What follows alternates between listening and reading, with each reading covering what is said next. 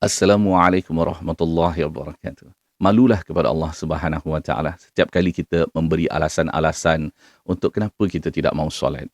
Kita mungkin boleh berada di luar makan angin, kita boleh dari pagi sampai ke petang, ke hulu ke hilir, kita berjalan-jalan, ketawa bila disuruh untuk mendirikan solat. Kita kata, kita tak bersih lah, kita kotor lah, baju kita kena najis lah, kita nanti balik rumah lah, kita solat satu kali, sekarang kita tak apalah, takkanlah Allah tak tahu. Macam-macam fatwa yang kita keluarkan, yang kita gunakan idea kita, akal fikiran kita, kita gunakan falsafah yang sembarangan untuk membolehkan kita tidak mahu mendirikan solat. Malulah kepada Allah. Orang lain sibuk mencari sebab untuk mendapatkan pahala, untuk menebus dosa. Kita sibuk memberi alasan demi alasan kenapa kita tidak mahu mengabdikan diri kepada Allah Subhanahu wa taala. Malu kepada Allah Subhanahu wa taala. Macam-macam yang Allah berikan kepada kita tapi kita kufur kepada Allah.